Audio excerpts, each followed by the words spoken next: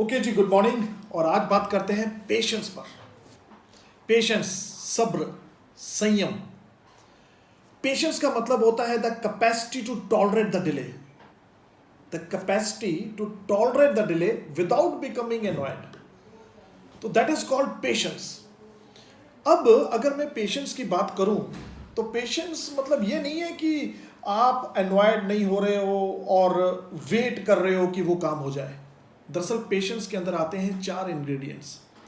सबसे पहला तो क्या है, वेट करो जब तक कि वो काम हो नहीं जाता without becoming annoyed, that is first ingredient. Second one is पूरे बिलीफ के साथ काम करो कि ये तो होगा ही होगा। थर्ड, हमें पॉजिटिव एटीट्यूड रखना है। और चौथा जो इंग्रेडिएंट है that is very very important कि हमें कंसिस्टेंट एफर्ट करते रहना है, वो काम करते रहना है जिससे कि वो टास्क कंप्लीट होगा।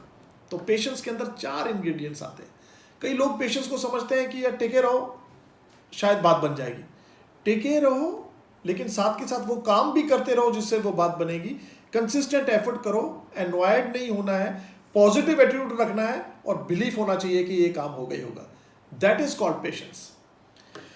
दरअसल जो राइट वर्ड है ना वो है delayed gratification, which is opposite to instant gratification.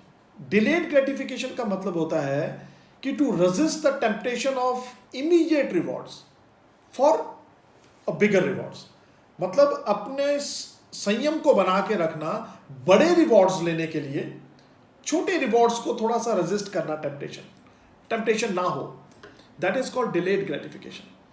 आजकल है इंस्टेंट का जमाना, जैसे वो डेली वेज मेंटेलिटी होती है ना कि मैंने आज दिहाड़ी लगाई, मुझे पैसे कहाँ हैं, वो छोड़नी पड़ेगी। मेरा सर में दर्द है, मैंने कॉम्बी फ्लेम ले लिया, मेरे को भूख लगी हुई है, मैंने फास्ट फूड मंगा लिया। तो वो जो टेम्पटेशन होती है ना उसको रेजिस्ट करना पड़ेगा। अगर हम कोई काम शुरू करते हैं, if you talk about entrepreneurship, business, तो वहां पर आपको सब्र की जरूरत होती है, संयम की जरूरत होती है और डिलेड ग्रेटिफिकेशन का माइंडसेट हमें रखना चाहिए।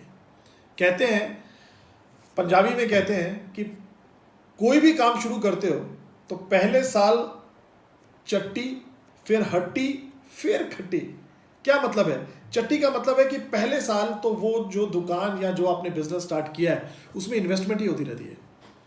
दूसरा साल हट्टी, वो एट पार होता है जिसको ब्रेक इवन पॉइंट बोलते हैं। एंड तीसरा साल होता है खट्टी, जहां पे जाके हमें उसके रिवॉर्ड्स मिलने स्टार्ट होते हैं।